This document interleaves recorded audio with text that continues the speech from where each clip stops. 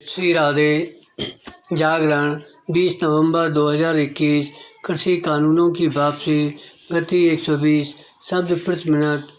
Dictation प्रारंभ करें।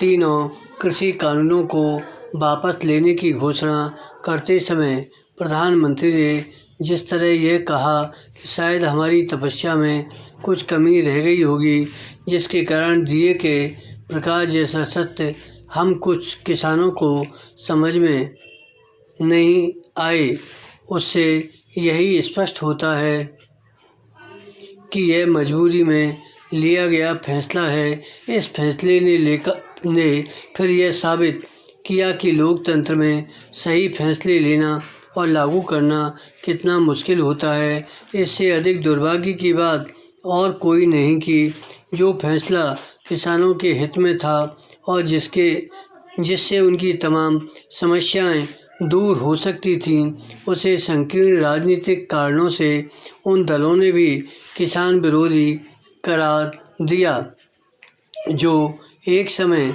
वैसे ही कृषि कानूनों की पैरवी कर रहे थे जैसे मोदी सरकार ने बनाए। यह शुभ संकेत नहीं कि संसद से पारित कानून सड़क पर उतरे लोगों की जिससे वापस होने जा रहे हैं। यह सुनिश्चित करने की ज़रूरत है कि भविष्य में ऐसा न हो, अन्यथा उन तत्वों का दुस्साहस ही बढ़ेगा जो मनमानी मांगें लेकर सड़क पर उतर आते हैं। लोकतंत्र में लोगों की इच्छाओं का सम्मान होना चाहिए, लेकिन इसका यह मतलब नहीं कि जोर ज़बरदस्ती को जनाकांक्षाओं का नाम दे दिया जाए। यह बिल्कुल भी ठीक नहीं कि किसानों और ख़ासकर छोटे किसानों का भला करने वाले कृषि कानून सस्ती राजनीति की भेंट चढ़ गए।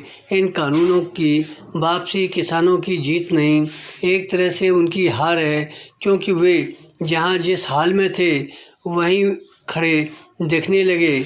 अब इसमें संदेह है कि किसानों की आय दोगुना करने के लक्ष्य को तय समय में हासिल किया जा सकेगा।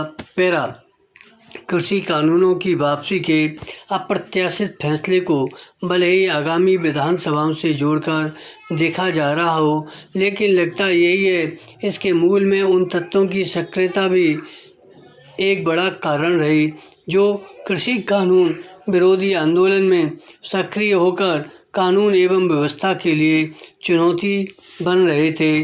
लाल किले में हुए उपद्रव से लेकर दिल्ली हरियाणा सीमा पर मजदूर लखबीर सिंह की हत्या तक की घटनाओं की अनदेखी नहीं की जा सकती। यह किसी से छिपा नहीं है कि किसान नेताओं ने इन घटनाओं में लिप्त तत्वों की किस तरह या तो अनदेखी की या फिर दबे छिपे स्वरों में उनका बचाव किया। यह भी खेद की बात रही कि इस मामले में सुप्रीम कोर्ट ने भी निराश किया। अब जब सरकार यह मान रही है कि वह किसानों को सही बात समझा नहीं पाई, तब फिर उसे उन कारणों पर गौर करना होगा जिनके चलते ऐसी नौबत आई। विराम यह इसलिए आवश्यक है क्योंकि उसे सुधारों का सिलसिला कायम रखना है। धन्यवाद।